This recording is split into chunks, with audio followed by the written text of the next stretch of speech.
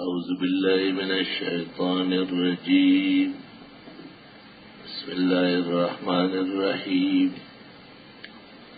الحمد لله رب العالمين الرحمن الرحيم مالك يوم الدين.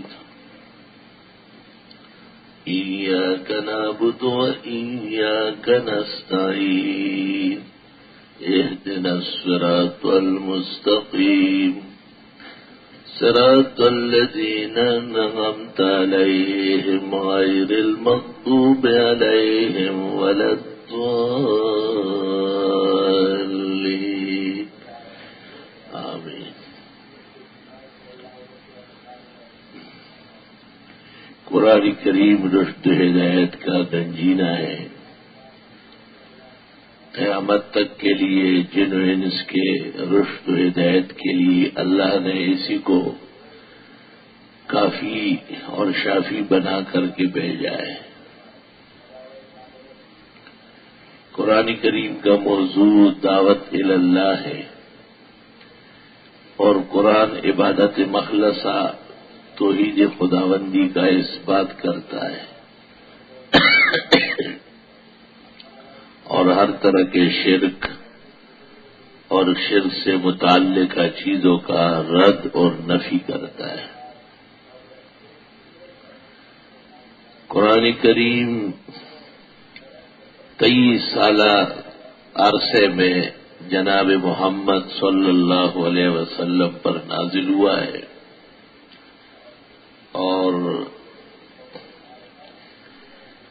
اس نزول پر شرعن اور فن عادتاً اتفاق رہا ہے. اللہ تعالیٰ نے قرآن کریم کے ساتھ آپ کو احادیث بھی وحی کی ایک قسم عطا فرمائی ہے. جیسے ایک متن ہوتا ہے اصل عبارت اور اصل اعلان بادشاہ کا، اور پھر اس کی ایک شرح ہوتی ہے اس کی مشکلات سمجھانے کے لیے. حضرت صلی اللہ علیہ وسلم چونکہ معلم اول ہے، اس لیے آپ کی زندگی، آپ کی سیرت اور صورت کو اس کی شرح بنایا ہے. مسلمانوں کے تقریباً تمام طبقات کا اتفاق ہے کہ حدیث بھی وحی کی ایک قسم ہے. امام بخاری نے بھی بدء الوحی میں اسی کو ثابت کیا ہے. سب سے بڑی وحی جس کے الفاظ یعنی نطق اور نقوش عبارات بما معانی اور مطالب کے منزل من اللہ ہے، وہ قرآن کریم ہے. قل اوحی الی ھذا القرآن. جناب رسول اللہ صلی اللہ علیہ وسلم پر صحیح قول کے مطابق سب سے پہلے سورہ علق کی 5 آیتیں نازل ہوئی ہیں.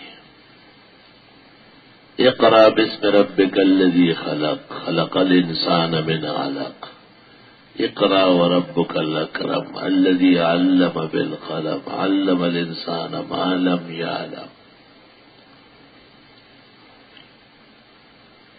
سورہ علق کے بعد دوسری وحی مزمل ہے، تیسری مدثر ہے، چوتھی سورہ قلم ہے اور 5ویں نمبر پر سورہ فاتحہ ہے.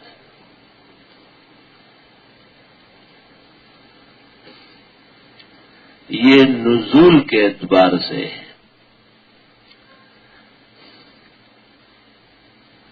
ترتیب 2 ہے، ایک عرشی ہے اور دوسری فرشی ہے. عرشی ترتیب وہ فرشی کے مطابق ہے. لوح محفوظ میں اللہ تعالی کے ہاں قرآن کریم اس شان سے ہے جس میں پہلے سورہ فاتحہ ہے، پھر بقرہ ہے، پھر آل عمران ہے، پھر نساء ہے، مائدہ ہے، انعام ہے، اعراف ہے، انفال ہے، توبہ ہے، یونس ہے، ہود ہے، یوسف ہے، رعد ہے، ابراہیم ہے، ہجر ہے، نحل ہے، بنی اسرائیل الی آخر القرآن۔ الترتیب الفرشی موافق للترتیب العرشی بل هو قرآن مجید فی لوح محفوظ۔ جس طرح لوح محفوظ میں قرآن کریم ترتیب سے تھا، وہی کے کتاب کو رسالت مآب صلی اللہ علیہ وسلم کی طرف سے اور ختم المرسلین صلی اللہ علیہ وسلم کو جبریل کے ذریعے اللہ کی طرف سے یہ ترتیب نازل ہوئی ہے۔ یہی وجہ ہے کہ تمام مصاحف جو اجل اصحاب کہتے وہ قرآن کریم کو اس ترتیب سے رکھتے تھے۔ ایک ترتیب اور تھی، اس کو حسب النزول کہتے ہیں۔ نزول کے اعتبار سے جیسے پہلے سورہ علق کی 5 آیتیں آئی وہ انہوں نے لکھی، پھر سورۃ مزمل نازل ہوئی وہ لکھی، پھر مدثر نازل ہوئی وہ لکھی، پھر سورہ قلم نازل ہوئی وہ لکھی، پھر سورہ فاتحہ، اس طرح سورہ فاتحہ ان کے پاس 5ویں نمبر پہ تھی۔ اس کو حسب النزول کہتے ہیں۔ نزول کی یاداشت کے لیے کہ نازل اس طرح ہوا ہے۔ کہتے ہیں کہ حضرت عثمان رضی اللہ تعالیٰ عنہ نے اپنے دور اقدس میں جب ترتیب فرشی کو ترتیب عرشی کے مطابق کر دیا تو اتفاق صحابہ سے اعلان کیا کہ اب تم لوگ اس ترتیب سے رکھا کرو، اور صحابہ نے اس پر عمل فرمایا۔ شاید کچھ لوگ ایسے تھے جو حضرت عثمان کے اس اعلان کو ضروری نہیں سمجھتے تھے، وہ سابقہ اپنی ترتیبوں پر قائم تھے، اور جب اس سے پیدا ہونے والے اندیشے کا خطرہ بڑھ گیا تو حضرت عثمان نے ان کے ساتھ سختی فرمائی۔ خلیفہ راشد کی حیثیت سے ان کا یہ فرض تھا کہ وہ انہیں رائے ثواب تعلیم فرما دیں۔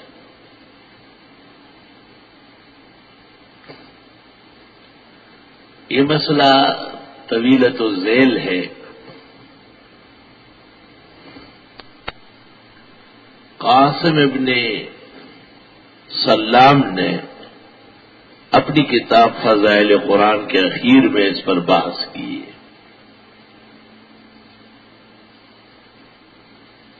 قاسم ابن سلام 224 میں انتقال کر چکے ہیں، امام بخاری سے بھی پہلے ہیں،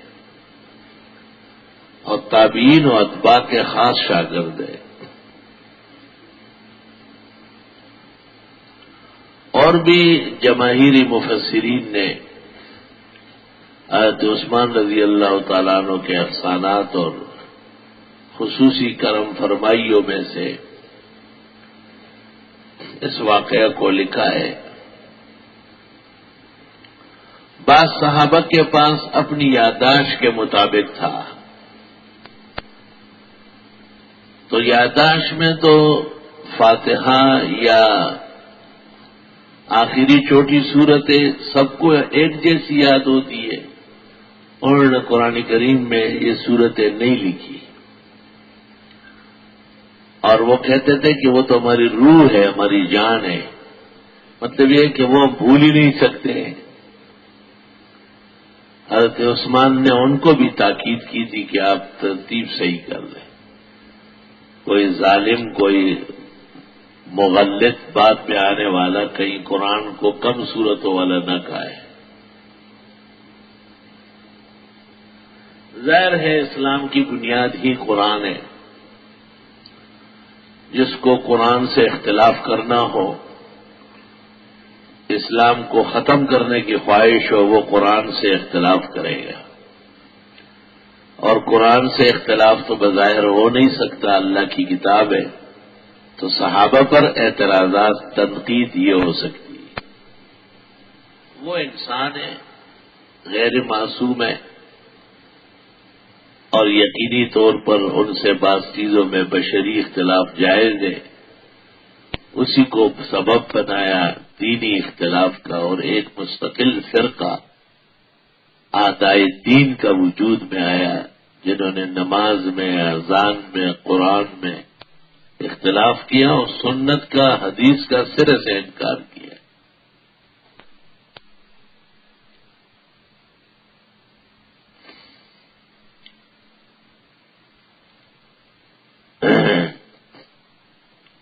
یہ جو صحابہ کی یادداشتیں ہیں، اس میں مصحف ابن مسعود مشہور ہے، معاذ ابن جبل کا مصحف مشہور ہے، عائشہ صدیقہ کا مصحف مشہور ہے. بعد میں تابعین اور تبع تابعین میں مصاحف ہے، کچھ موجود بھی ہیں.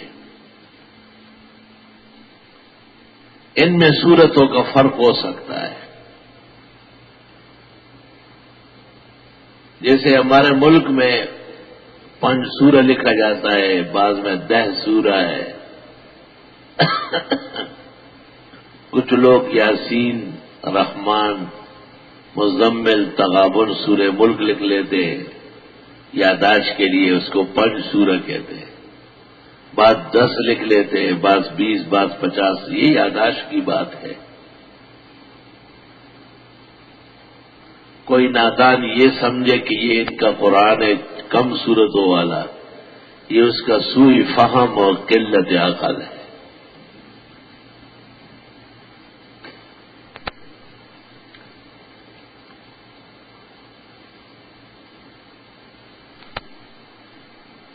بارہا یہ بات مسلمات کے درجے میں ہے کہ صحابہ کرام کی یادداشتیں یا تابعین و اتباع کی وہ علیحدہ چیز ہے، اور مصاحف کا مسئلہ بالکل علیحدہ ہے.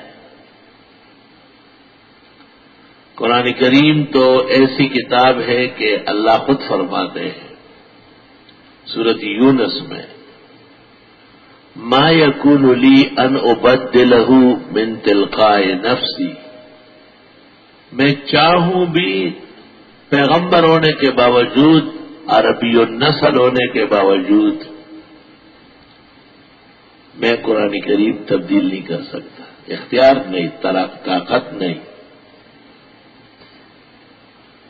پیغمبر سے کہلوایا کہ آپ کہے کہ میں چاہوں بھی تو نہیں بدل سکتا.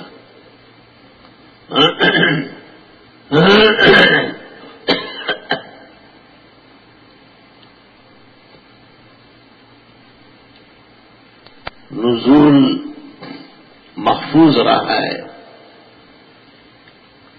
اور قیامت تک اللہ نے محفوظ فرمایا ہے.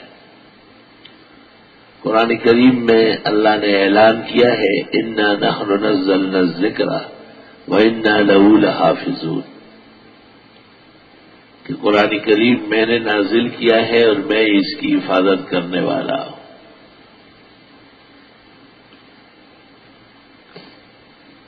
جب اللہ تعالیٰ محافظ ہو تو مخلوقات کہاں اس میں کچھ کمی بیشی کر سکتی ہے. اس کی دلیل یہ ہے کہ جو فرقے قائل ہے کہ کمی بیشی ہو چکی ہے، ان کے ہاں بھی یہی قرآن ہے، اور وہ اپنے خیال اور نظریے کے مطابق قرآن کریم نہیں رکھ سکتے. یہ بھی قرآن کا بہت بڑا معجزہ ہے.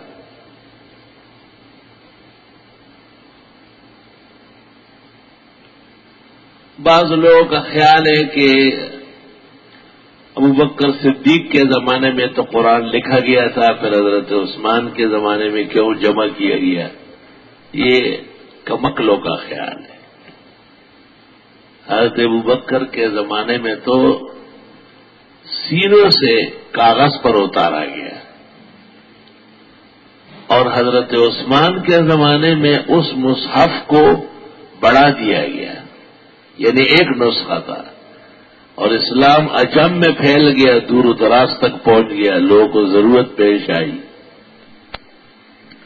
تو حضرت عثمان رضی اللہ تعالیٰ عنہ نے 7 کے قریب مصاحف تیار کرائے۔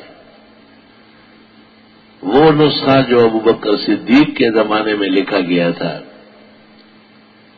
اس کو بنیاد بنایا، کیونکہ اس پر قرشیوں کا اتفاق تھا، اور اس سے مزید نسخے لکھے، اور ان نسخوں کو اس وقت تک جو عالم اسلام تھا پوری دنیا میں ان کو بھیجا، اور ان کو کہا اس کے مطابق قرآن رکھو، اگر کوئی اس سے خلاف ہو تو اس کو ہٹا دو۔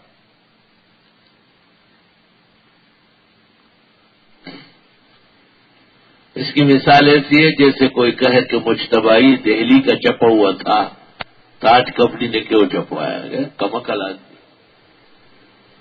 اور مصر سے قرآن چھپ چکے تھے تو پھر ہندوستان کے مجتبائی نے کیوں چھپوایا؟ یا ہمس میں چھپ ہی رہے تھے تو مصر کو کیا ضرورت تھی؟ یا مصر پاکستان ہندوستان میں چھپ چکے ہیں تو سعودی عرب کیوں چھاپ رہا ہے؟ جیسے یہ خیال خام ہے، بے علمی کی بات ہے۔ اس طرح یہ اشکال کرنا کہ حضرت ابوبکر تو لکھ چکے تھے تو عثمان کیا لکھوا رہے تھے، نادان لوگوں کا اور بے دین لوگوں کا غلط حملہ و ناجائز بات ہے۔ حقیقت یہ ہے کہ اسی نسخے کی ضرورت تھی کہ اس کو مزید بڑھا دیا جائے، اور ایسے ہی کیا گیا۔ قرآن کریم جس طرح عرش میں ہے زمین پر اس طرح ترتیب دیا گیا ہے، اور یہ عرشی ترتیب کے موافق فرشی ترتیب پر مشتمل مصحف پیغمبر کے زمانے سے، ابوبکر عثمان کے زمانے سے لے کر آج تک پوری دنیا میں ایک قرآن ہے۔ ہست قرآن یک ولیکن احولا اصحول بینند آرا دو قرآن۔ قرآن تو ایک ہی ہے، لیکن جن کی آنکھیں ٹیڑھی ہے، دل ٹیڑھے ہیں، ایمان نہیں ہے، ان کو 2-3 نظر آ رہے ہیں۔ ہست قرآن یک ولیکن احولا، احول کہتے جو ایک کو 2 دیکھتا ہو۔ مولانا روم نے لکھا ہے کہ ایک طالب علم کو استاد نے کہا کہ جاؤ گلاس میں پانی لاؤ۔ وہ طالب علم بھینگا تھا، جس کو بعض زبانوں میں چغر کہتے ہیں، پشتو میں منگنے والی چغر منہ تتریڈا ہوئی، جنگری پختوں کی وہ تتریڈا ہوئی۔ آپ سمجھیں گے کہ وہ دیوار کو دیکھ رہے، وہ آپ کو دیکھ رہا ہو۔ تو طالب علم جو چلا گیا تو واپس آیا، استاد کو کہا کہ 2 گلاس رکھے ہوئے، کون سے میں لے آؤں؟ بہت محتاط تھا۔ استاد نے کہا ایک کو توڑ دو، دوسرے میں پانی لاؤ۔ ایک جو توڑا تو دوسرا کہاں تھا؟ وہ تو ایک ہی تھا، اس کو 2 نظر آ رہے تھے۔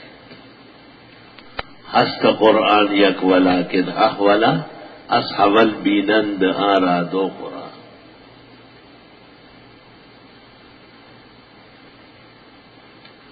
حضرت عثمان کے زمانے میں یا بعد کے زمانوں میں یا ابوبکر کے مبارک دور میں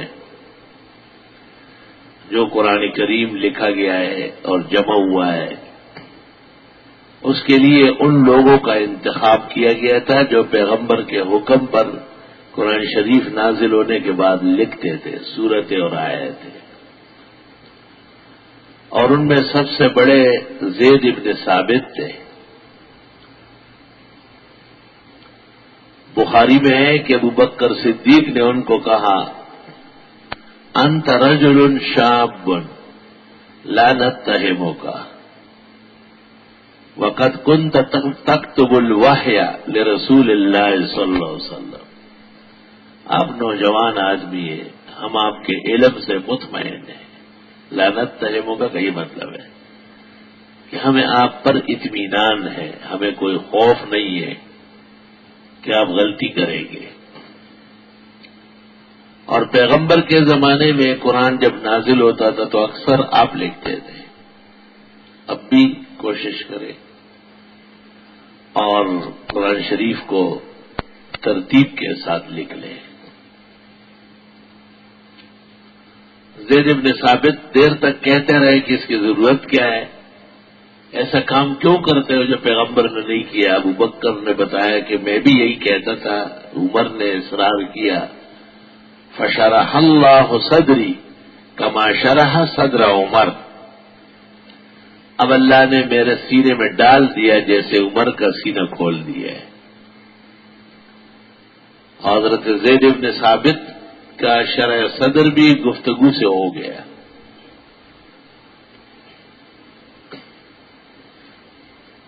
زید بن ثابت بخاری میں جمع قرآن میں ہے جلد ثانی میں کہ زید بن ثابت کہا کرتے تھے کاش کہ یہ لوگ مجھ سے پہاڑ اٹھوا لیتے، وہ آسان تھا، لیکن قرآن کریم کا جمع کرنا، ترتیب سے لکھنا، پیغمبر کے زمانے کی وحی کو ٹٹولنا، تلاش کرنا، یہ بہت مشکل کام تھا۔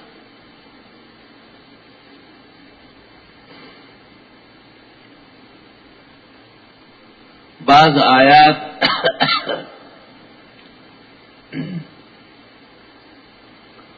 وہ ان کو کچھ دیر سے ملی،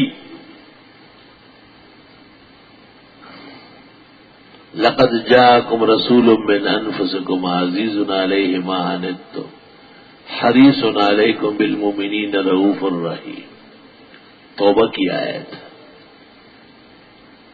اور رجال صدقوا ما عاهدوا اللہ علیہ فمنهم من قضى نحبه ومنهم من ينتظر، یہ آیت بھی صحابہ کہتے ہم سنتے تھے پیغمبر سے لیکن بوقت جمع نہیں مل رہی تھی، حضرت خزیمہ کے پاس پھر مل گئی۔ تو یہ ایک اشکال ہے کہ نہیں ملی اور پھر ملی، اس کا کیا مطلب ہے؟ تو میری گفتگو پر جو غور کرے ان کو اشکال نہیں ہوگا، کیونکہ وہ پیغمبر کے حکم سے پیغمبر کے زمانے میں لکھا ہوا چاہتے تھے، اس سے لکھیں گے۔ یاد تو سب کو ہے، معلوم سب کو ہے، وہ نہیں چاہیے جو نبی نے کہا ہو کسی کو اور اس کا لکھا ہوا ہو، اس وقت کا لکھا ہوا لے آئے، چمڑے پہ ہو یا کپڑے پہ ہو یا کسی کھجور کی چھالی پہ ہو یا کسی ٹھیکری وغیرہ پر ہو۔ یہ حضرت خزیمہ کے پاس پیغمبر کے حکم پر لکھی ہوئی ان کے زمانے کی مل گئی اور بڑے خوش ہوئے صاحب۔ پورے قرآن میں 2 یا 3 مقام ایسے ہیں کہ جن کو تلاش کرنے یا ٹٹولنے کے بعد مل گئے، یہ بھی معجزہ ہے کہ بہرحال مل ہی گئے۔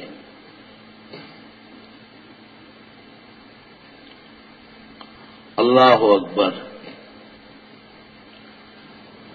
اس کہنے کے بعد اس جواب کی ضرورت نہیں ہے کہ خزیمہ وہ ہے جس کے لیے نبی نے کہا کہ وہ اکیلے 2 آدمیوں کی گواہی کے برابر ہے، وہ ایک گواہی اور اس کی دوسروں کی 2 نہیں۔ آیت تو متواتر ہے اور اس کے حافظ بھی متوارث موجود تھے، البتہ پیغمبر کے حکم پر پیغمبر کے زمانے میں جو لوگ لکھ چکے ہیں اس زمانے کی لکھائی کسی ثقہ کے پاس چاہیے، وہ مل گئی۔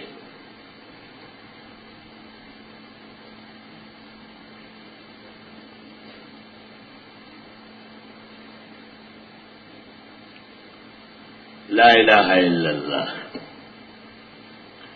قرآن کریم جو شخص جانتا ہے اور جو قرآن کریم کو آسمانی کتاب مانتا ہے اس کو اندازہ ہوگا کہ قرآن کریم میں کسی قسم کی تبدیلی ممکن نہیں۔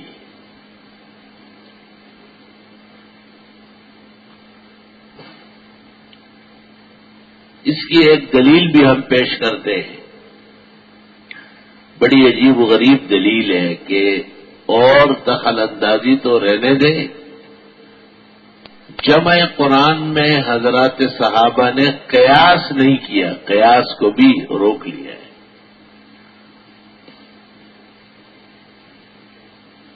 قیاس تو تب ہوتا ہے نا کہ قرآن میں ایک دلیل نہ ہو یا سنت میں نہ ہو تو قیاس کی ضرورت پیش آتی ہے۔ قرآن خود موجود ہے تو قیاس کی حاجت کیا تھی؟ ابو بکر صدیق کے دور میں بھی اور پھر حضرت عثمان کے زمانے میں بھی قرآن شریف کی صورتوں سے پہلے بسم اللہ لکھا گیا، فاتحہ سے پہلے، بقرہ سے پہلے، آل عمران سے پہلے، نساء سے پہلے، مائدہ سے پہلے، انعام، اعراف، انفال، ان صورتوں سے پہلے، اور سورت یونس سے لے کر آخر قرآن تک تمام صورتوں 113 کے شروع میں بسم اللہ الرحمن الرحیم۔ 10ویں پارے میں جب سورہ توبہ آئی تو تمام کاتب اور ان کے قلم رک گئے، سب پیچھے ہو کے بیٹھ اور آپس میں کہا کہ اس کا کیا کریں گے؟ تو سب نے کہا ہم نے پیغمبر سے بغیر بسم اللہ کے سنا ہے، اور کاتبان وحی نے کہا ہم کو یہاں بسم اللہ لکھنے کا نہیں کہا۔ بھئی تلاش کرو تمام مصاحف یادداشتیں پیغمبر کے زمانے کی، کسی ایک جگہ بھی سورت برات پر بسم اللہ نہیں ملا۔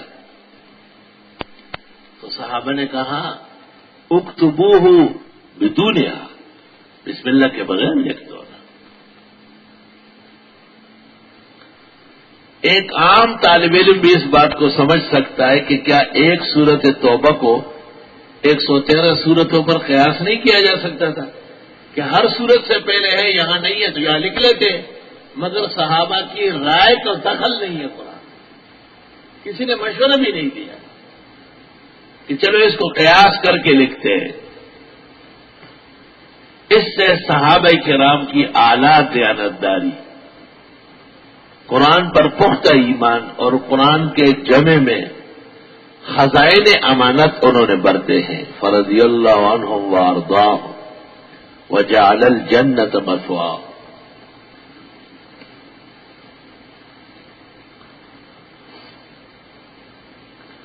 سورہ فاتحہ جو 5ویں نمبر پر نازل ہوئی ہے، تفسیر درر منصور میں اور صحیفہ ابن ابی زناد میں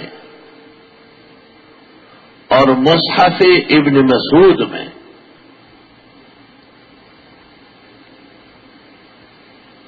اور مصحف امام ابو داؤد السجزی میں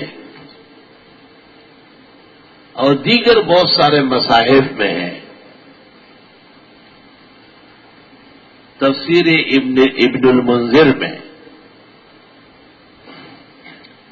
کہ حضرت خدیجہ کو آپ نے واقعہ سنایا کہ میں جب غار حرا جاتا ہوں یا آتا ہوں مجھے ایسا لگتا ہے کوئی میرے پیچھے دوڑتا ہے پکڑنے کے لیے، اور مجھے خوف سا ہونے لگتا ہے۔ خدیجۃ الکبریٰ نے ورقہ ابن نوفل سے پوچھا، اس نے کہا ان کو کہے کہ وہ ٹھہرے اور نہ دوڑے، گھبرائے نہیں۔ چنانچہ حضرت جب ٹھہر گئے تو فرشتہ نمودار ہوا اور اس نے سورہ فاتحہ پڑھ کر سنائی، اور آپ کو حفظ ہو گئی۔ تو اللہ نے وعدہ کیا ہے لا تحرک به لسانک لتعجل به ان علینا جمعه وقرآنہ فإذا قرأناه فاتبع قرآنہ ثم ان علینا بیانہ۔ کہ آپ کو سمجھانا، آپ کے دل میں بٹھانا، آپ کو یاد کرانا، آپ کو اس کے مفاہیم سمجھانا، پھر پوری دنیا تک پہنچانا، اللہ تعالیٰ نے کہا یہ میری ذمہ داری ہے۔ وَرَفَعْنَا لَكَ ذِكْرَكَ۔ یہ جو کیفیت بیان ہوئی اور پھر فاتحہ نازل ہوئی، یاد رکھنا یہ ہیبت اور جلالت صورت کہلاتی ہے۔ جیسے آپ نے فرمایا فلاں صورت کے نزول کے لیے 40 فرشتے آئے، فلاں آیت کے نزول کے ساتھ جبریل کے ساتھ 70 فرشتے آئے، یہ جلالت و ہیبت کے لیے۔ ویسے عام خط تو آدمی لے جاتا ہے، کوئی بھی خصوصی خط، خصوصی شخصیت، تو آپ کہتے ہیں میں بھی ساتھ چلتا ہوں، اور 2-4 مقتدر رجال کو لے کر کے اپنے بزرگ کو آدمی دعوت نامہ پیش کرتا ہے۔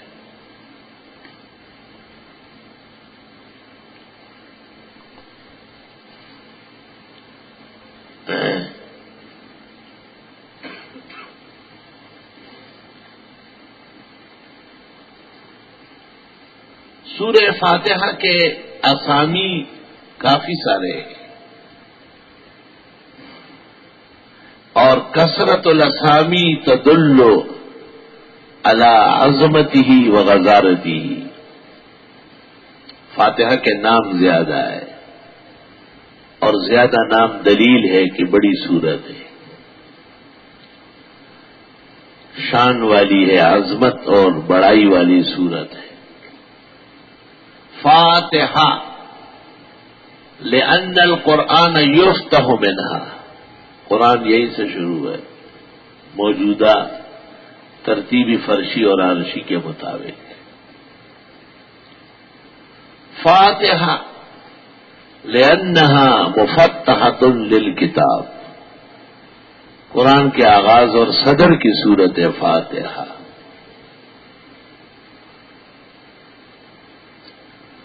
فاتحہ لأن القرآن فاتح للکتب السالفہ وفتحہ یتبین من هذه السورہ، اس صورت سے پتہ چلتا ہے کہ قرآن نے تمام آسمانی کتابوں کو فتح کیا ہے، منسوخ کر دیا ہے، اور کمالات علوم صورت سے واضح ہے۔ آگے جب علوم کی تقسیم ہوگی تو آپ کو اندازہ ہو جائے گا۔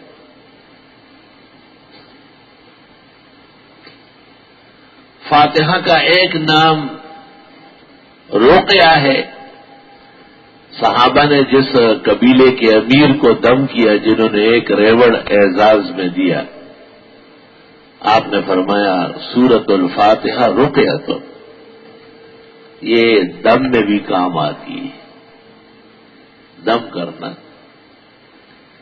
3 طریقے ہیں نا، سب سے اعلیٰ اور عمدہ طریقہ تو دعا ہے کہ آپ کچھ صورتیں یا آیتیں یا دعائیں پڑھ کر کے اللہ سے خیر مانگے، شفا مانگے، صحت مانگے، تندرستی مانگے، سب سے اعلیٰ طریقہ ہے جس کا حکم آیا ہے ادعوا ربکم، اللہ سے دعائیں مانگا کرو۔ اور دعاء المومن للمومن یستجاب اذا کان عن ظہر الغیب، مومن کی دعا مومن کے لیے غائبانہ جب اخلاص سے ہو اللہ قبول فرماتے ہیں۔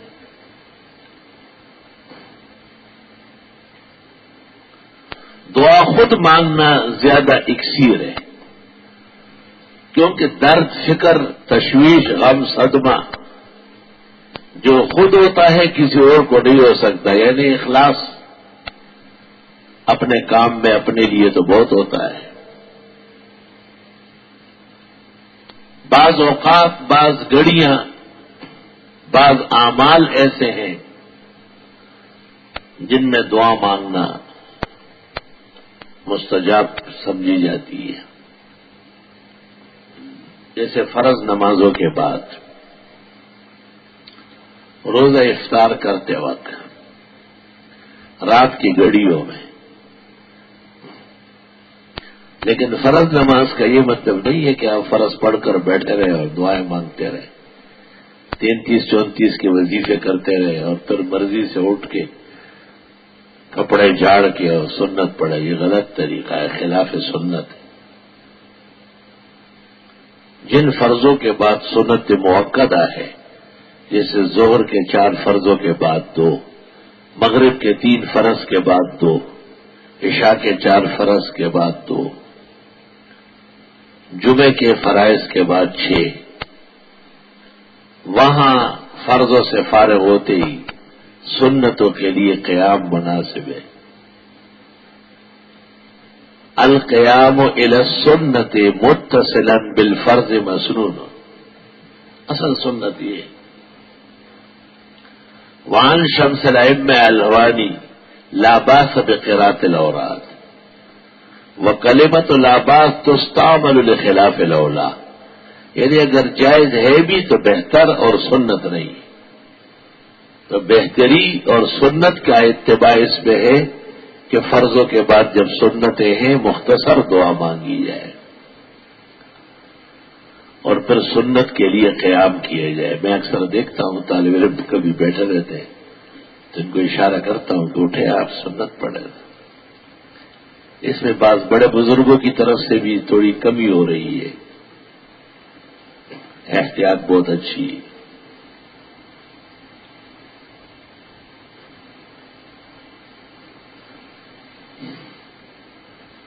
مسائل کے بیان میں تھوڑا سا کمی ہے، اس لیے طالب علم غریب اور سارے لوگ دونوں ہاتھوں سے تسبیحات پڑھتے ہوئے، لکھا ہوا ہے ابو داؤد میں کہ بھی یمینی ہی صرف دائیں ہاتھ سے پڑھتے تھے۔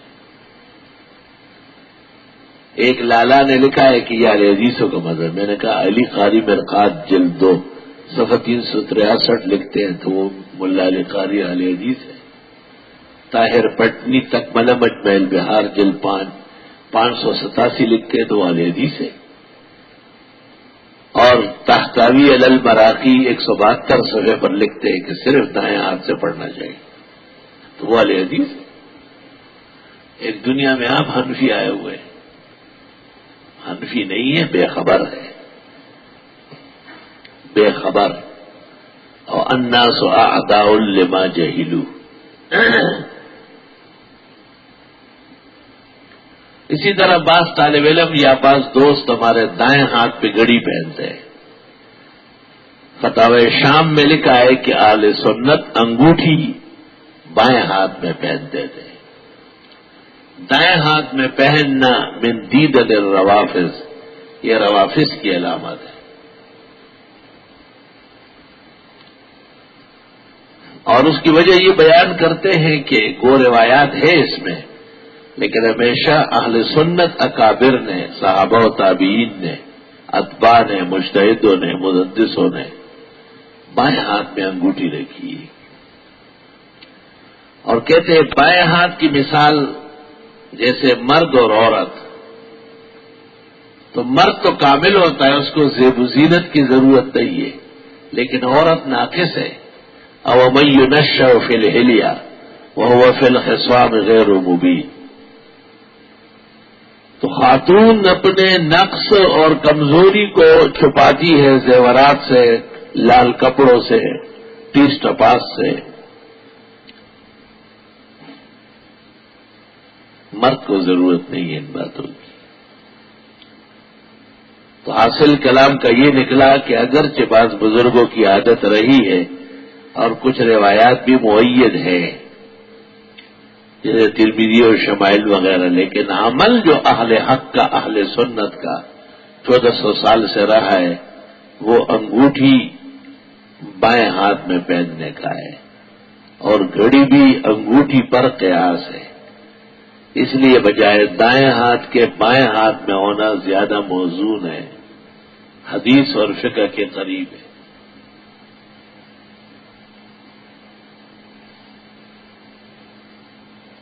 اللہ اکبر و کبیرہ۔ بعض مسائل بالکل واضح ہے اور اس پر عمل میں کمزوری ہے، جیسے یہ قمیص کا گریبان جس کو بٹن پٹی کہتے ہیں، تو یہ عموماً الٹی ہوتی ہے۔ الٹی کا مطلب ہے جیسے الٹا ہاتھ آپ دائیں ہاتھ پہ رکھیں، یہ الٹی ہے نا، اور سیدھا یہ ہے کہ دائیں ہاتھ کو الٹے ہاتھ پہ رکھیں، جس طرح آپ نماز میں ہاتھ باندھتے ہیں۔ تو نماز میں ہاتھ باندھنا یہ اصل ہے کہ ہمارا یہ طریقہ ہوگا، ہم اصحاب الیمین ہیں، دائیں ہاتھ والے ہیں، اور قمیص، صدری، واسکٹ، شیروانی، جبہ، یہ سب دائیں بائیں پہ آنا چاہیے. لیکن ایک عرصے سے قمیصیں الٹا سل رہی ہے، شیروانیاں، واسکٹ، صدریاں، جبے، ان میں بھی بائیں طرف دائیں پر ہوتی ہے. ایک صاحب علم نے مجھ سے کہا کہ آپ کے علاوہ کسی اور نے یہ بات نہیں کہی.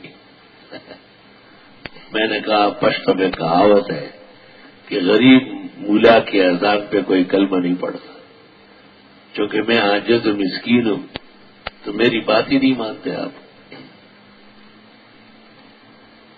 میں نے کہا ویسے آپ نے اس پر اب تک کتنی کتابیں دیکھی ہوگی؟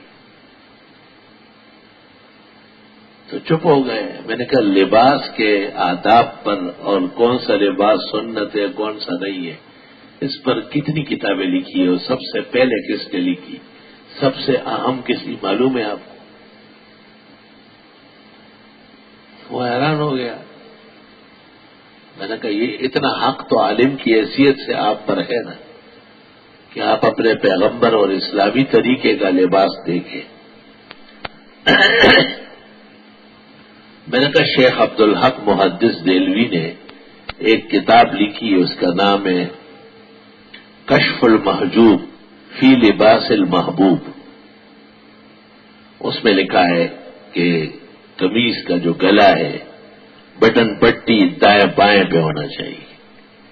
اور یہ جو رواج ہو رہا ہے کہ سب لوگوں نے الٹے سلوائے، یہ غلط طریقہ ہے.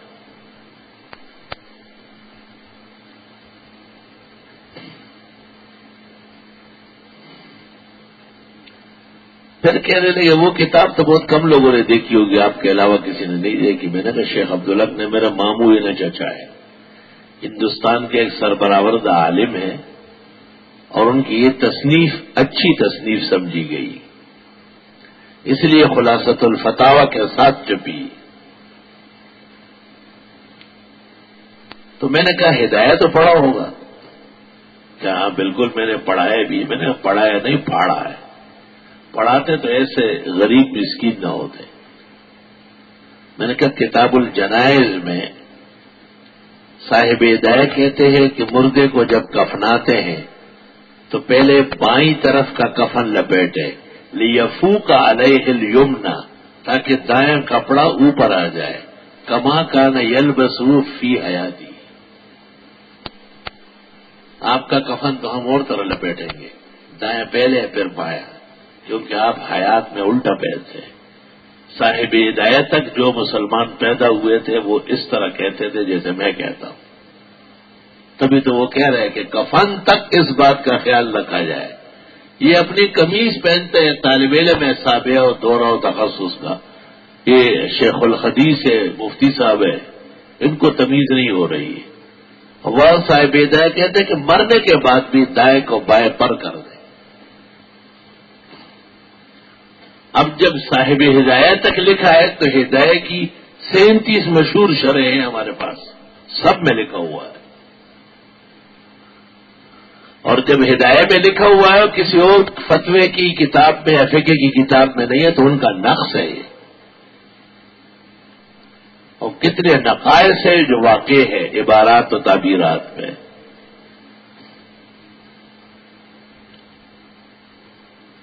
خیر الحمدللہ انہوں نے اپنے بھی کپڑے ٹھیک کیے، اپنے شاگردوں کو بھی نصیحت کی، بلکہ ایک دفعہ مجھے لے گئے، کہا جو اس پر بیان کر لو. میں نے بیان بھی کیا. بعض مولوی ایسے ہیں کہ ان کو میں نے کپڑے سلوا کے دیے یہاں سے اپنے درزی سے. میرے جی درزی نہیں سیتا ہے. وہ کہتے ہیں اس کا کیا مطلب ہے؟ مطلب تو بیان کرنا.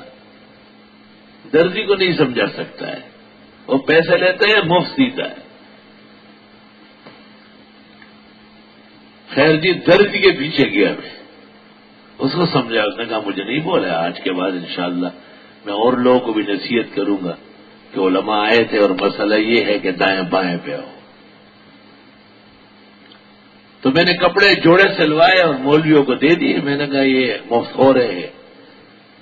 یقین کر لو بعضوں نے تبدیل کیے اور بعضوں کے جب ہوا پتہ نہیں کہاں آگے پیچھے کہاں چلے گئے.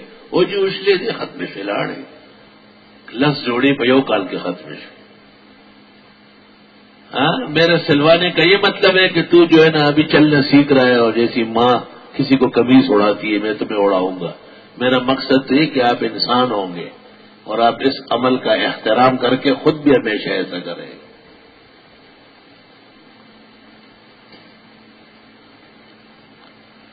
ایک اور بزرگ عالم دین ہیں, ہمیں ان سے شاگردی کی نسبت بھی ہے. وہ کہتے تھے یار آپ مجھے اس طرح کنارہ بناتے ہیں, پھر میں درزی کو 30 روپے دے کے اس کو ٹھیک کرواتا ہوں. میں نے کہا ٹھیک کرواتے ہیں یا بگاڑتے ہیں؟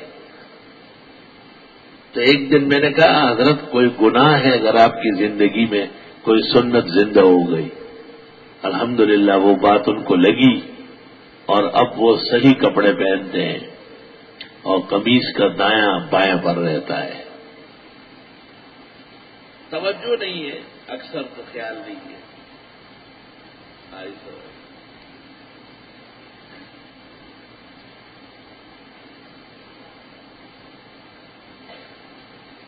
یہ جو جمعے کی فجر ہے اور اس میں قرات ہے الف لام میم سجدہ اور سورہ دہر, یہ مداوم قرات ہے.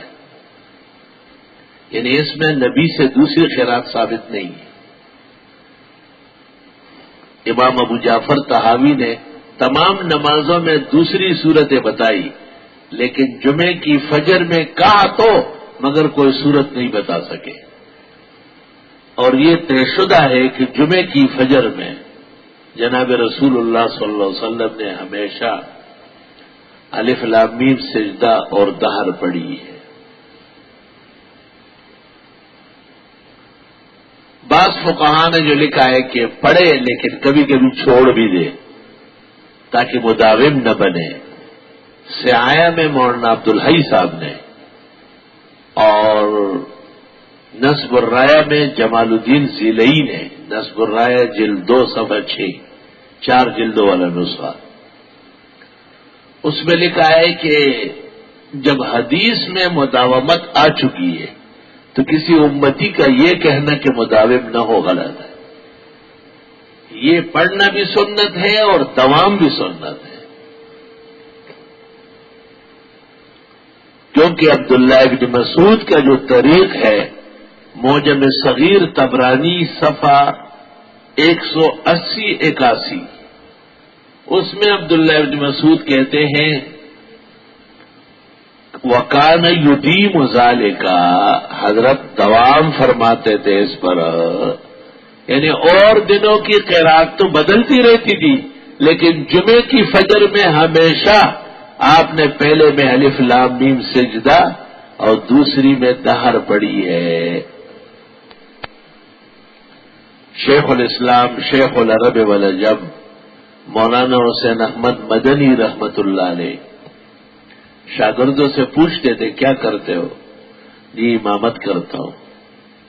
تو باتوں باتوں میں پوچھتے تھے کہ جمعے کی فجر میں کون سی صورتیں پڑھتے ہو؟ جو لائق ہوتا تھا بعمل وہ کہتے جی سجدہ و دہر.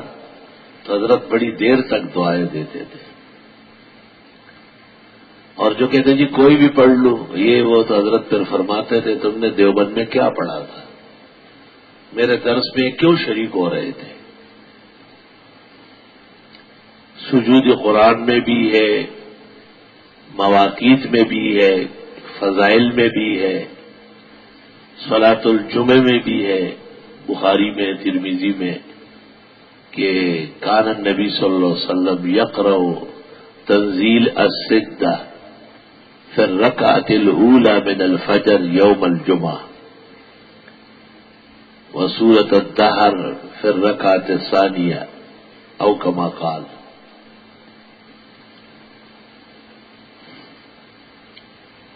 مولانا نجم الدین صاحب اصلاحی شیخ الاسلام کے خاص شاگرد ہیں لیکن ان کی لائن دوسری تھی, قرات اور تجوید وغیرہ.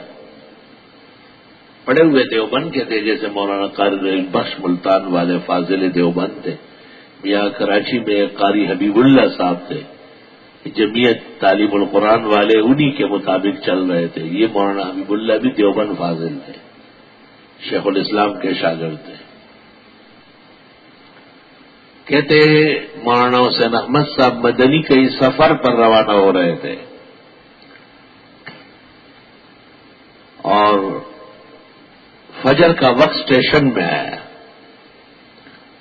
آپ نے قاری نجم الدین صاحب اصلاحی کو کہا کہ نماز پڑھا لیں۔ قاری نجم الدین نے سوچا کہ اسٹیشن ہے، جلدی ہے، کوئی صورت پڑھ لی ادھر ادھر سے جیسے مولوی پڑھتے ہیں۔ نماز کے بعد دیکھا گیا تو شیخ الاسلام پر بہت ناراضگی کے آثار تھے، اور قاری نجم الدین صاحب فرماتے ہیں کہ میں نے حضرت سے پوچھا، حضرت نے مجھ سے پوچھا کہ گاڑی آنے کا ٹائم معلوم نہیں تھا کیا؟ اب بھی 1.5 گھنٹہ باقی ہے، کس بات کی جلدی تھی؟ اور فجر میں، جمعے کی فجر میں کون سی صورتیں پڑھی جاتی ہیں؟ کہ مجھے یاد آیا، میں نے کہا جی غلطی ہو گئی۔ تو غلطی نہیں ہوئی، ہمارا پورا ہفتہ برباد کر لیا۔ دارالعلوم دیوبند میں جمعے کی فجر شیخ الاسلام خود پڑھاتے تھے، فرماتے تھے یہ مولوی اور قاری اپنی آسانی کے لیے کوئی اور صورت پکڑ لیں گے، اور سجدہ و دہر پڑھتے تھے۔ ایک دن حکیم الامت مولانا اشرف علی صاحب کے ہاں مہمان ہوئے، اور جمعے کی فجر تھی۔ مولانا اشرف علی صاحب نے حضرت شیخ الاسلام کو کہا کہ نماز آپ پڑھا رہے ہیں۔ حضرت مدنی نے کہا کہ میری عادت ہے کہ میں سجدہ و دہر پڑھتا ہوں، کسی کو تکلیف نہ ہو جائے۔ حضرت حکیم الامت نے کہا جس کو تکلیف ہے وہ کہیں اور چلے جائے، یہ میری مسجد ہے اور جس طرح میں چاہوں گا ایسا ہوگا۔ شیخ الاسلام نے سجدہ و دہر پڑھی، سجدے کی جگہ جب آئی تو سجدے میں چلے گئے، پھر رکوع اور قرات رکوع۔ لوگ تو ایسے ہوتے ہیں نا، نماز کے بعد لوگوں نے کہا یار جی ہمیں تو پتہ ہی نہیں چلا، آگے ہو گئے پیچھے ہو گئے، نماز ہوئی یا نہیں۔ حکیم الامت نے اعلان کیا کہ آج کی اس سنت کے احیاء سے اب تک جو نمازوں میں کمی کوتاہی ہوئی اللہ وہ بھی معاف فرما دے گا۔ یہ واقعہ مفتی محمود الحسن گنگوئی نے حدود اختلاف میں نقل کیا ہے، اور اس کو پورے دلائل کے ساتھ نقل کر کے اس کتاب کو میں نے شائع کیا، اور اس کا نام رکھا ہے آداب اختلاف۔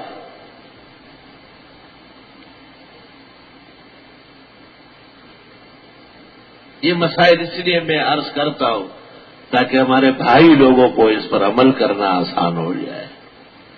باقی کل امیر نفسی، لا الہ الا اللہ۔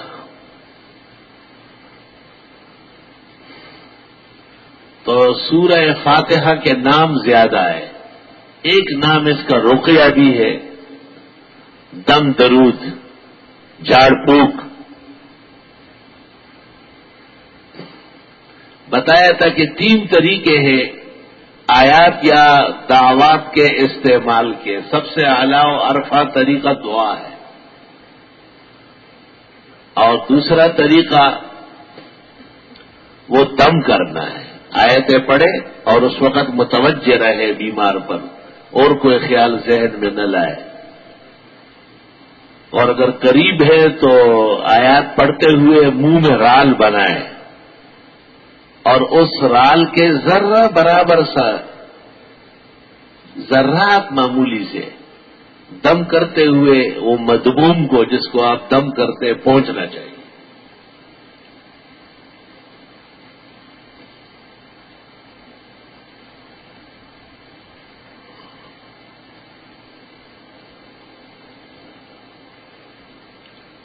اور تیسرا طریقہ یہ ہے کہ آیات کسی پلیٹ یا پرچ میں لکھ لی جائے زعفران سے یا ویسے ہی بغیر نشانی کے، جیسے آپ لکھتے ہیں صاف قلم سے، اور پھر اس میں پانی ڈال کے پلائے اور اس کو کہے کہ یہ پی لے۔ شیخ الاسلام ابن تیمیہ نے دونوں کی اجازت دی ہے، اور آج حنابلہ آستین چڑھا کے لوگوں سے جھگڑے کرتے ہیں. الطب النبوی ابن قیم صفحہ 270. حافظ ابن قیم کہتے میں نے اپنے استاد شیخ الاسلام ابن تیمیہ سے پوچھا کہ بعض لوگ لکھ کے پلاتے ہیں. شیخ الاسلام نے کہا جس کا پڑھنا جائز ہے اس کے لکھ کر پینے میں حرج کیا ہے؟ کیا حرج ہے؟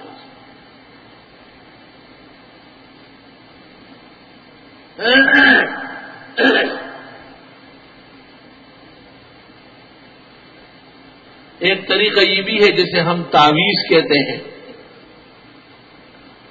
تعویذ اصل میں آز یعوذ سے باب تفعیل ہے. عوض یعوذ. تعویذ کے معنی ہیں کسی کو پناہ دلانا. بعض آیات اور بعض دعائیں ایسی ہے کہ ان کو لکھ کر کے دیا جاتا ہے. اللہ کی شان ہے کہ وہ کلمات معنی بنتے ہیں، رکاوٹ بنتے ہیں، شر کے لیے، فساد کے لیے، بیماریوں کے لیے، تکلیفوں کے لیے.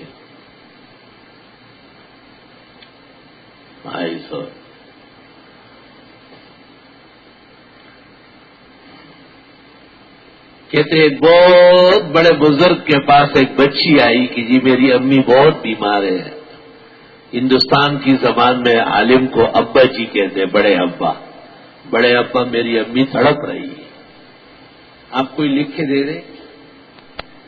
وہ بزرگ سر پہ ہاتھ پکڑ رکھ کے بیٹھ گئے. اف، اور غمگین ہو گئے بہت زیادہ. اور ان کی عادت نہیں تھی تعویذ لکھنے کی. جو لوگ لکھتے ہیں ان کی چلتی ہے، جو نہیں لکھتے ان کی نہیں چلتی. عجائب علوم ہے. تو انہوں نے ایک کاغذ لیا اور اس پر بسم اللہ الرحمن الرحیم رب العالمین.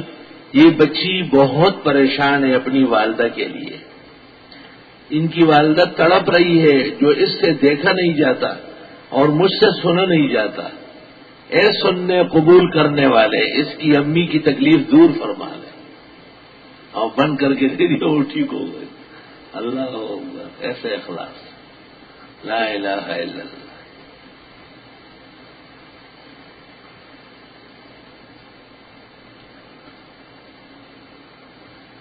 یہ دینپور میں ایک بزرگ تھے بہت بڑے، اور کالا باغ کے امیر ان کا مرید تھا. کبھی کبھی اپنے ہاں لے جاتے تھے کالا باغ اور وہاں مہینوں رکھتے تھے اور بڑی خدمت کرتے تھے. ایک دفعہ اتفاق سے بزرگوں کو لے گئے اور ادھر سے انگریز لوگ آئے. ان کے ساتھ جو نواب صاحب تھے وہ شکار پر نکلے.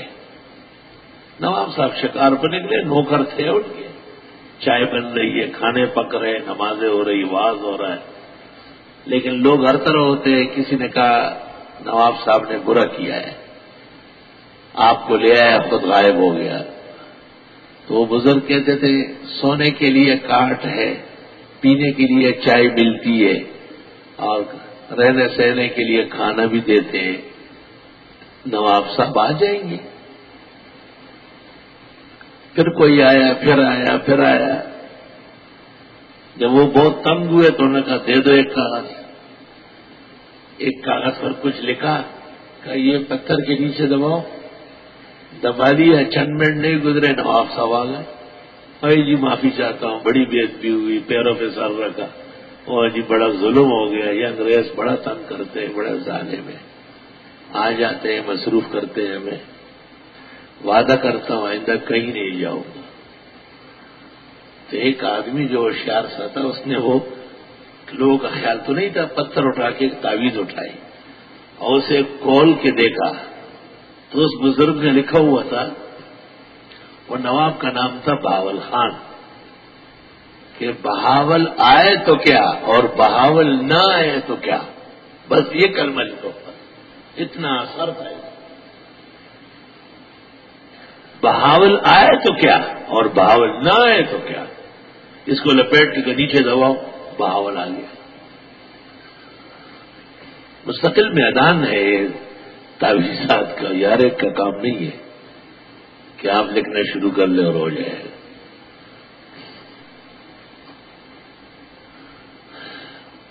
میں اکثر شاگردوں کو کہتا ہوں دورہ حدیث میں کہ لکھا کرو. جب کوئی شخص تم سے مانگے اور دل بھی چاہے تو لکھا کرو تاکہ آپ کے لکھنے میں برکت آ جائے، اخلاص سے، درد سے، غم سے.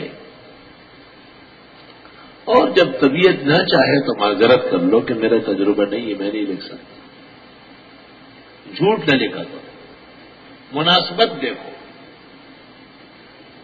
بھائی درد اور غم تو ایسی آیات موجود ہے، وَلَهُ مَا سَكَنَ فِي اللَّيْلِ وَالنَّهَارِ وَهُوَ السَّمِيعُ الْعَلِيمُ، سورہ انعام آیت نمبر 13.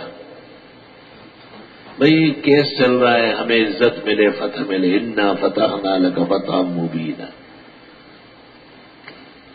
بھئی بیمار بہت تڑپ رہے ہیں، وَنُنَزِّلُ مِنَ الْقُرْآنِ مَا هُوَ شِفَاءٌ وَرَحْمَةٌ لِّلْمُؤْمِنِينَ یہاں تک.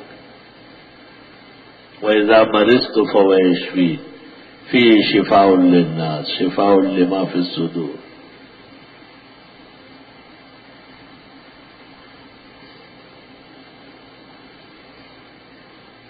میرے پاس ایک شخص آیا، بہت زمانہ ہوا، اس علاقے کے ہیں، ڈاکٹر ہے بہت بڑے. انہوں نے کہا بچی کی شادی ہوئی ہے، پہلی اولاد ہے،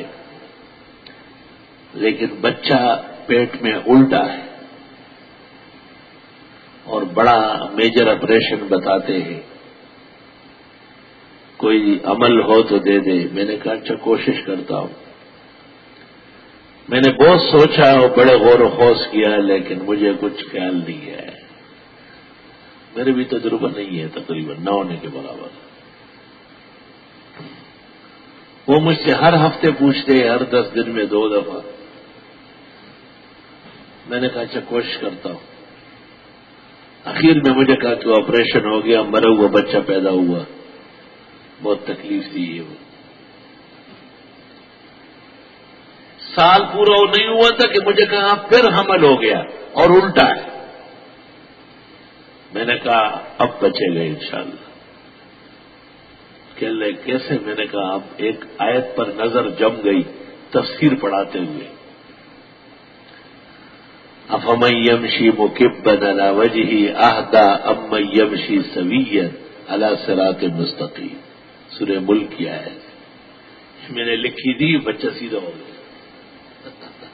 کتنا فکر رہا آپ دیکھیں، 1.5 سال تک سوچتا رہا. آسان کام تھوڑی کہ ایسی ترقی ہمارا تعویذوں کی دکان ہے، فلاں کی دکان ہے، دکاندار شاپ کیپر، التاجر هو الفاجر. اس سے تھوڑا کام چلتا ہے. سوچنا پڑے گا کہ وہ کلمات ایسے موزون ملے جس سے آدمی کے دل کو آرام آئے.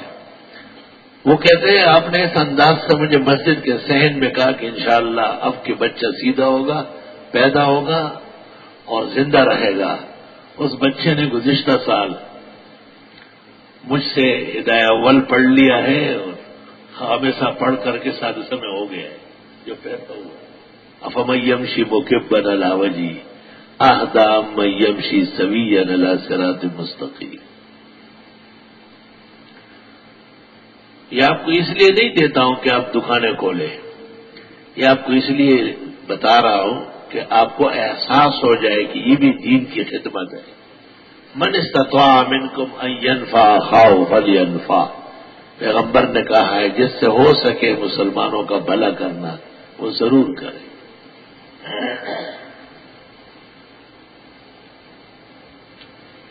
یہ جو اولاد نہیں ہوتی ہے تو زکریا علیہ السلام کی دعائیں دیا کریں، بتایا کریں.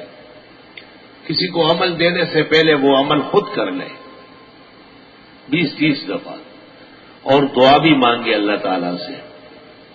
اور ہو سکے تو 2-4 دن روزہ رکھ لے اگر اہم کام ہو. ورنہ مغرب اور عشاء کے درمیان میں مکمل نوافل پڑھ لے اذان عشاء تک. 20-30-40 رکعت پڑھ لے اور ہر 2 رکعت کے بعد دعا مانگے کہ اللہ میرے اس عمل میں اثر ڈالے. اور جن بزرگوں نے آج تک یہ عمل کیا ہے اور آپ نے ان کو مؤثر بنائے ہیں مجھے میں ان کا جانشین اور غلام قبول کر لے، انشاءاللہ تعالی فرق آ جائے گا۔ لا الہ الا اللہ۔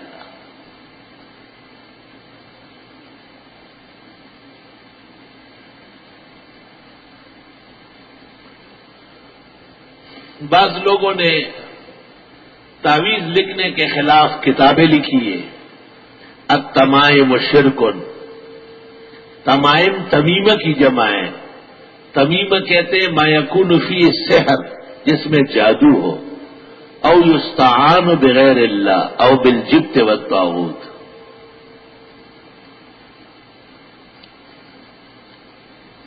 بعض روایات میں ہے التمائم والرقا، تمائم کی طرح دم بھی شرک ہے یا تعویذ بھی شرک ہے۔ اس کا جواب ابن قیم نے الطب النبوی میں دیا ہے اور فرمایا ہے کہ یا تو یہ ادراج ہوا ہے راوی سے، غلطی سے لفظ آ گیا، اور یا یہ کہ وہ خلط ملط کرتے تھے، جائز ناجائز سب کرتے تھے، تو فرمایا ایسے موقع پہ پھر جائز کام بھی چھوڑ دو احتیاط کے لیے۔ خلط ملط کرتے تھے، خلط ملط، جیسے مبتدئین اللہ سے بھی مانگتے ہیں، درگاہوں سے بھی مانگتے ہیں، خلط ملط کرتے ہیں، اللہ کو بھی پکارتے ہیں اور درگاہوں کو بھی پکارتے ہیں۔ وہ ہمارے عزیز دوست تھے ہمارے، تو انہوں نے وہ یہ بورڈ بناتے لوگوں کو دیتے ہیں، تو وہ موجود نہیں تھے، ان کے نوکر نے آرڈر لے لیا، یا اللہ، یا رسول اللہ، یا غوث اعظم دستگیر، یہ لکھوا کے دے دو، بہت اچھا صاف ستھرا خوبصورت۔ انہوں نے لکھ کے تیار کر لی ہے، لیکن ہمارے دوست نے اپنے نوکر کو کہا کہ دینا نہیں جب تک میں نہ ہوں۔ کچھ دنوں بعد وہ بدعتی آ گیا لینے کے لیے، وہ نوکر نے اپنے بڑے کو بلایا، اس نے پوچھا آپ کے 3 خدا ہے؟ نہیں، خدا تو ایک ہی ہے۔ کہ پھر یہ تینوں کو ایک جیسے کیسے پکار رہا ہے؟ فرق بتا دے مجھے کہ اس میں کیا فرق کر رہے ہیں۔ تو کہنے لگے کہ یہ بڑا سوال ہے، میں اپنے بڑے کو لاتا ہوں، وہ جو کیا ہے آج تک 8 سال ہو گئے، بورڈ پڑا ہوا ہے، بڑا کھڑا کوئی نہیں ہے، بڑا کھڑا کیا کرے گا؟ تلک اذن قسمت ضیزہ۔ تو مبتدئین اسی طرح خلط ملط کرتے ہیں، ان کے اختلاف سے بچنے کے لیے پیغمبر نے کہا تمائم والرقا شرک۔ سنن میں تو صرف التمائم شرک۔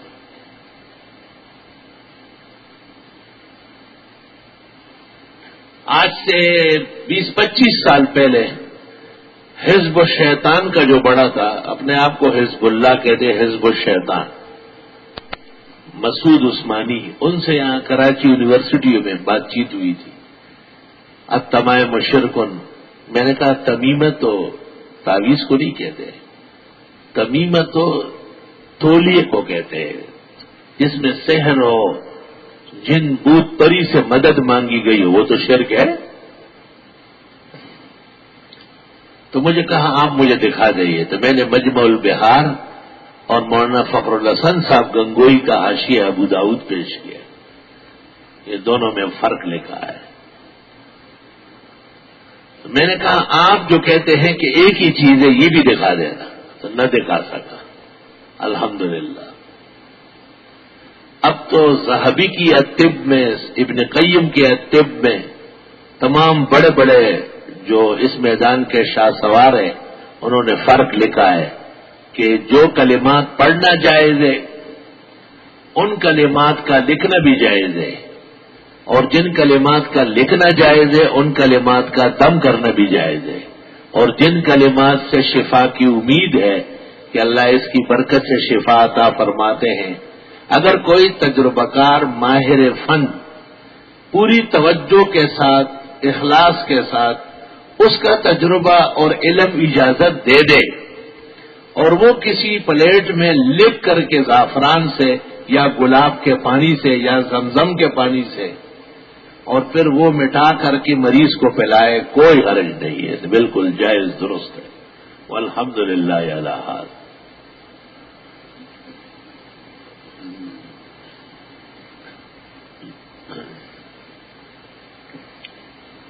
سورہ فاتحہ کے ناموں میں ایک نام وافیہ ہے، ایک کافیہ ہے، ایک شافیہ ہے، ایک نام سورۃ دعا ہے، ایک نام سورۃ الصلاۃ ہے کیونکہ نماز کے لیے بھی ہے، اور اس کا ایک نام سورۃ التساؤل ہے. تساؤل اللہ تعالیٰ سے خوب مانگنا. شیخ القرآن مولانا محمد طاہر پنجپیری نے العرفان میں لکھا ہے کہ ناجیہ و منجیہ بھی ہے، مجھے نہیں ملا کہیں. انہوں نے بقائی کے نظم کا حوالہ دیا ہے، اس میں یہاں موجود نہیں. ناجیہ منجیہ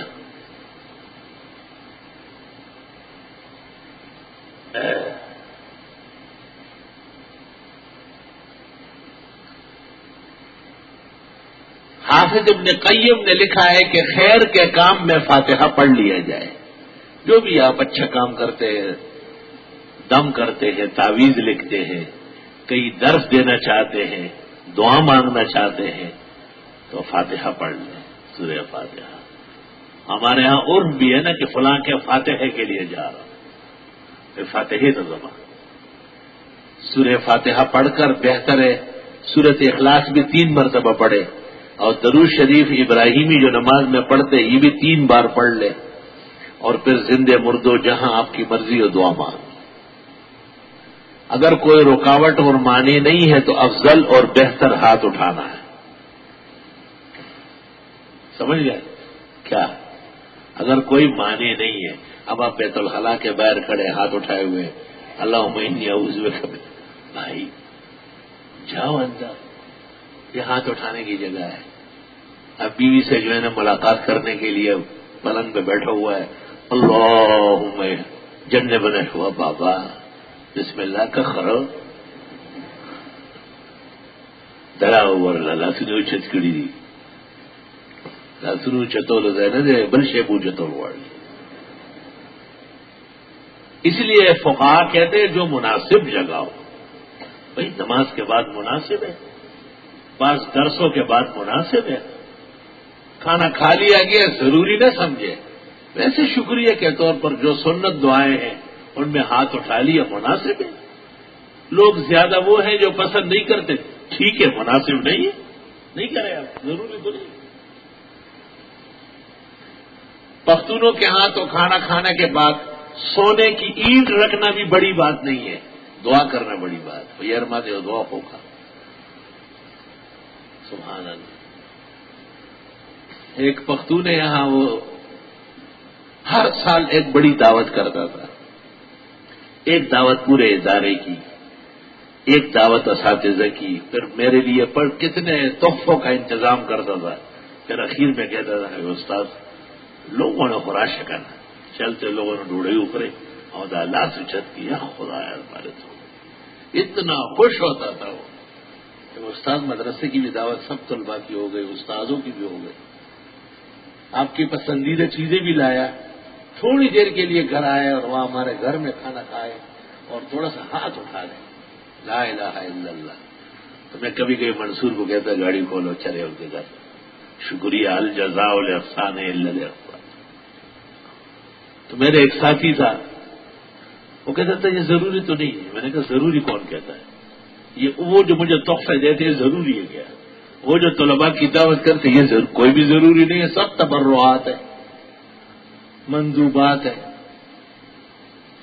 استاد محترم مولانا مفتی ولی حسن یہاں مہمان تھے، ان کو تذکرہ کیا تو انہوں نے کہا آج رات کو میں آتا ہوں، میں بھی ساتھ چلتا ہوں. پختونوں کی دعا بڑی اچھی ہوتی ہے، وہ رزق کا صحیح شکر. دیکھو فقیر ہے، حالانکہ ٹونک کے آدمی تھے.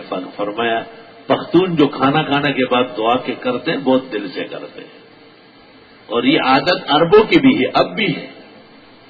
وہاں عرب بڑی بڑی دعا، شیخ ادعو لنا، شیخ الدعا لنا بالخیر لنا وللاولاد ولهؤلاء الاشغال والله،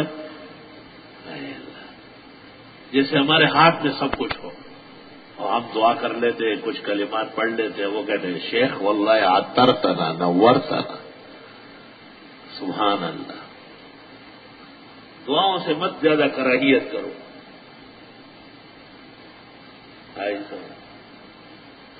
اب عجیب بات یہ ہو گئی کہ ہمارے مسلک کے لوگ بعض چیزوں میں کمزور ہو گئے. مثلا تعزیت میں ہاتھ نہیں اٹھاتے. یہاں کراچی میں ایک بڑے مفتی صاحب فوت ہوئے تھے، تو میں تو جنازہ پڑھ کے آ گیا تھا. مولانا شیر علی شاہ آئے اور مجھے کہا چلو دعا کرتے. تو راستے میں مجھے کہا کہ وہ سنگ چل بگا ادارا میں خلاص نو چاہتے. میں سرحد میں آپ نے آج تک 74 سال عمر ہو گئی، آپ نے جو دعائیں مانگی وہ کس طرح مانگی؟ کہا ہاتھ اٹھا کے. میں نے کہا آج بھی ہاتھ اٹھائیں گے. خپنشی میں ذرا سرے رہی. ہم وہاں گئے، ہم نے دعا مانگی ہاتھ اٹھا کر. ان کا جو جانشین ہے یا غاصب ہے اس نے ہاتھ نہیں اٹھایا تھے بیٹھا. طالب علم جو تخصص میں تھے دورہ یہاں سے کر چکے تھے، مجھے دیکھتے ہیں تو ہاتھ اٹھاتے ہیں، ان کو دیکھتے تو نیچے کرتے.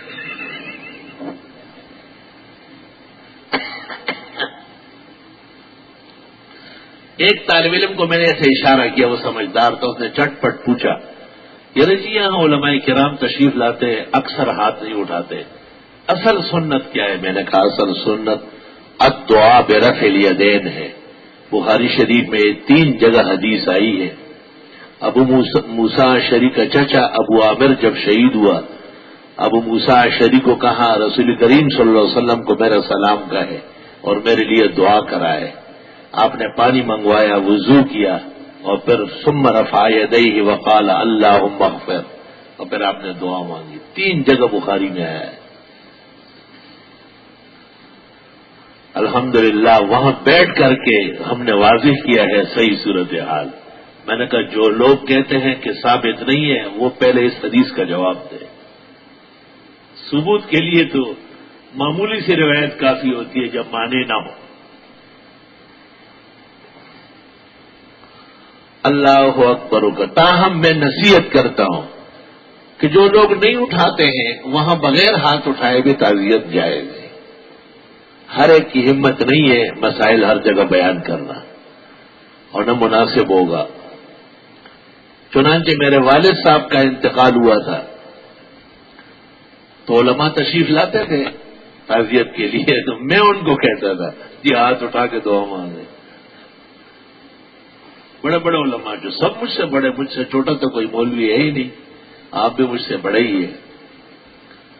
تو میں ان کو کہتا تھا. تو یہاں ایک ہمارا خادم تھا سراج بھیا جی بولی آندھی مولانا سے بڑھتا ہوئی جلا سوچت کیا گئی اتنا سے ناچتے. عادت اس طرح ہو گئی.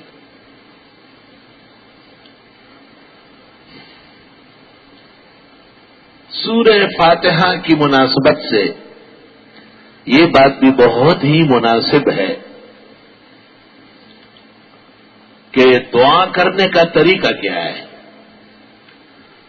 احادیث مبارکہ ترمذی شریف کتاب الصلاۃ کے اخیر میں امام ترمذی نے باب قائم کیا ہے الثناء علی اللہ ثم الصلاۃ علی النبی ثم الدعاء. پہلے اللہ کی تعریف و حمد کیجئے الحمدللہ رب العالمین اللہم انت السلام و منک السلام، اور پھر درود شریف پڑھ لیا جائے اللہم صلی وسلم علی سیدنا مولانا محمد، اور پھر دعا مانگی جائے. بعض حضرات دعا مانگتے ہیں تو درود شریف پڑھتے ہیں، یہ خلاف سنت ہے اور غلط طریقہ ہے بالکل. یہ مبتدئین کو خوش کرنے کا ایک ڈرامہ ہے. صحیح حدیث ترمذی جلد ثانی کتاب الدعوات الکبیر میں 4 حدیث ہیں، اور ایک آدمی نے جو آگے پیچھے کیا تو آپ نے کہا عجلتا، جلدی کیا آپ نے. اذا دعوت فاحمد اللہ، جب دعا کرنے لگے پہلے الحمدللہ پڑھو، ثم صلی علی النبی، پھر درود پڑھو. سم دو یا سم سل تو جب پھر دعا مانگو اور قبول ہو جائے گی. اللہ اکبر. دعا مانگنے کا سنت اور مسنون طریقہ یہ ہے کہ پہلے اللہ تعالیٰ کا حمد و ثنا کیا جائے, پھر اطمینان سے درود شریف پڑھ لیے جائے اور اس کے بعد دعا مانگی جائے, اور ہر لفظ دعا کا 3 دفعہ رب اغفر لی رب اغفر لی رب اغفر لی, اللہم قنی عذابک یوم تبعث عبادک, خدایا جہنم سے بچا, قیامت کی رسوائی سے بچا, قبر کے عذاب سے بچا, میزان و صراط کے خطروں سے بچا. 3 دفعہ دہراؤ. یاد رکھنا, اسلام میں کوئی ایک عمل بھی مجھے معلوم نہیں جس کا شروع درود شریف سے ہو, کہیں نہیں ہے. درود کے متعلق ہمیشہ آئے گا ثم صلی, ثم صلو علیہ, پھر درود پڑھو, پھر درود پڑھو. یعنی درود دوسرا کام ہے, پہلا کام اللہ تعالیٰ کا حمد و ثنا ہے. آج تک تمام کتابیں جو دعاؤں میں پر لکھی گئی ہے ان میں اس بات کی وضاحت ہے کہ پہلے اللہ تعالیٰ کا حمد و ثنا کیا جائے, پھر درود شریف پڑھ لیا جائے, اور پھر دعا مانگی جائے. اختتام درود شریف سے ہو یا رحمت الہی سے ہو, دونوں صحیح. یا رب, امید ہے آپ کو یہ تفصیلات یاد رہے گی اور اس میں کوئی دوسرا قول نہیں ہے, صرف غلط فہمی ہے جو چل رہی ہے. بعض حضرات وہ دعا مانگتے وقت اللہم صلی علی محمد اور پھر دعا, یہ نامناسب, خلاف سنت, احادیث و آثار اور فقہ کے خلاف طریقہ ہے.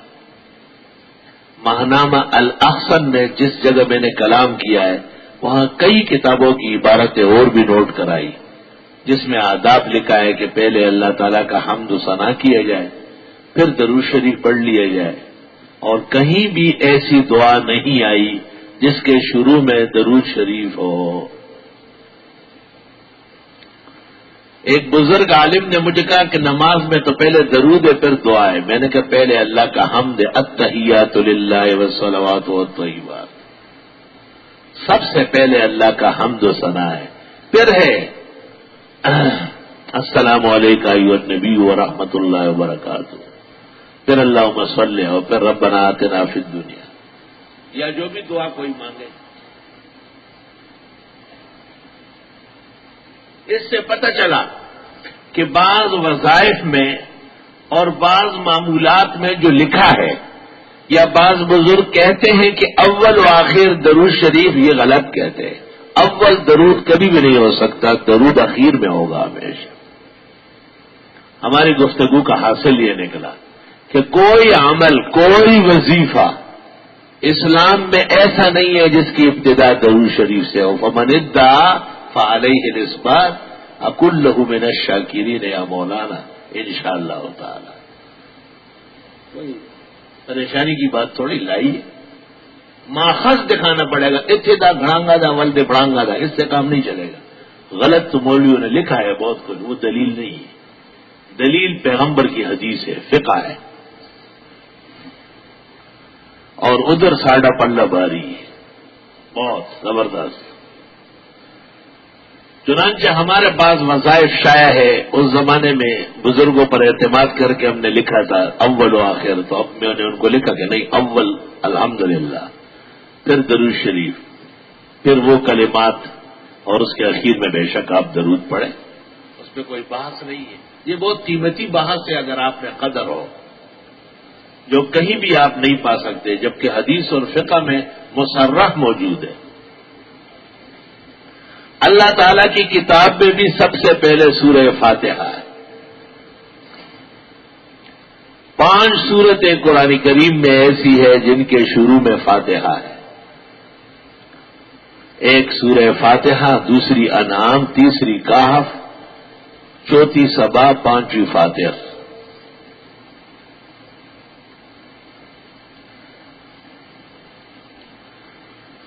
اور 7 صورتیں ایسی ہیں جن کے شروع میں سبحانہ ہے، سبحہ ہے، یسبح ہے، جو مسبحات سبا کہلاتی ہے۔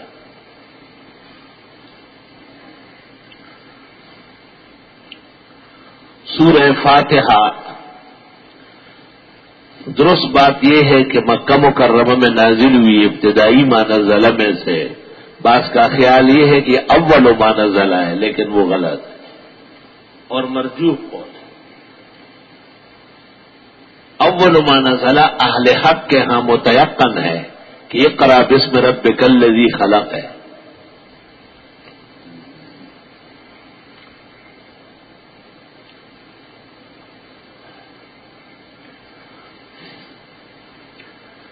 امام مجاہد نے کہیں کہا تھا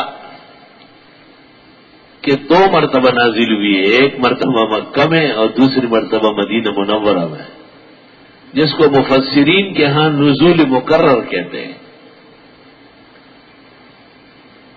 عد منها فواتح، بلکہ ابن جریر نے کہا ہے لکل عالم حفوۃ وهذه حفوۃ مجاہد، ہر عالم سے غلطی ہوتی ہے، یہ امام مجاہد کی غلطی ہے، نزول مقرر کا قول کرنا۔ وجہ یہ بیان کرتے ہیں کہ اصل میں سورت تو نازل ہوئی ہے مکہ میں، لیکن ترتیب احکام کی آئی ہے مدینہ منورہ میں، اور مدینہ منورہ میں آپ نے سورہ فاتحہ اس شان سے بیان فرمائی کہ یہ محسوس ہونے لگا جیسے ابھی ابھی یہ سورت نازل ہوئی ہو۔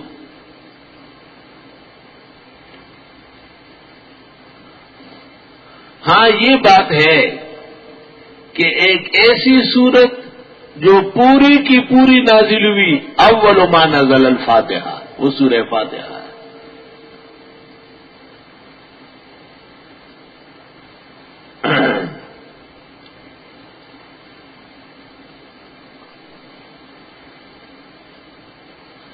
سورہ فاتحہ اول ما نزل ہے، اس اعتبار سے کہ پوری سورت 7 آیتیں ایک ہی دفعہ آئی، جبکہ سورہ علق کی ابتدا میں 5 آئی، مزمل مدثر کی بھی کچھ آئی، لیکن پہلا نازل ہونے والا اور پوری کی پوری وہ سورہ فاتحہ ہے، یہ قول کیا گیا ہے، اور اس قول کو جمہور کی تائید حاصل ہے۔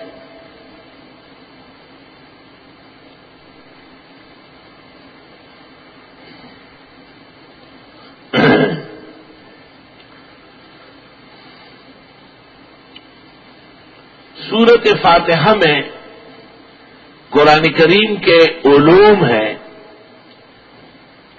اور ان کا خلاصہ ہے۔ قرآن کریم کے علوم 10 ہیں۔ ایک علم ذات، دوسرے افعال، تیسرے اسماء و صفات، چوتھا معاد، پانچواں تعبد، چھٹا استعانت، ساتویں دعا، آٹھواں ذکر موافق اور 9واں ذکر مخالف اور 10واں جہاد اور فقہ۔ ان میں سے 8 علوم فاتحہ میں ہیں اور صرف 2 جہاد اور فقہ یہ بقیہ قرآن میں ہے، فاتحہ میں صرف اشارہ ہے۔ تو فاتحۃ القرآن تشتمل علی خلاصۃ علوم القرآن۔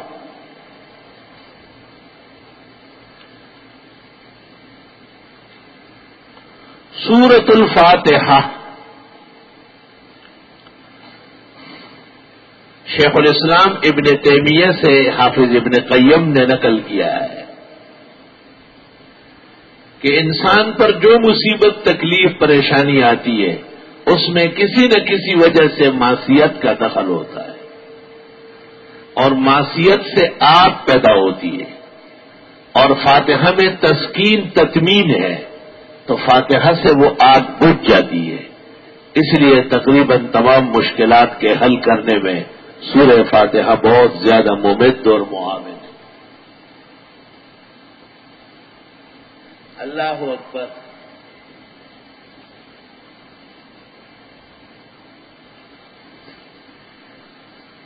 کہتے ہیں کہ 4 مسئلے ہیں جن پر قرآن مفصل بحث کرتا ہے. ایک مسئلہ یہ کہ اللہ تعالی خالق مالک ہے اور بقیہ سب مخلوقات ہے. اللہ غیر محتاج ہے، مخلوقات سب محتاج ہے. اللہ تعالی کا خالق ہونا اور بقیہ کائنات کا مخلوق ہونا یہ ایک مسئلہ ہے. پھر یہ کہ صرف خالق نہیں ہے بلکہ پالنہار بھی ہے، پروردگار بھی ہے، پالنے والا بھی ہے. یہ دوسرا مسئلہ ہے. تیسرا یہ کہ تمام چیزوں میں خاصیتیں پیدا کرنا اور سب چیزوں میں اثر اور برکت ڈالنا یہ اللہ کی قدرت کا کرشمہ ہے. یہ تیسرا مسئلہ ہے.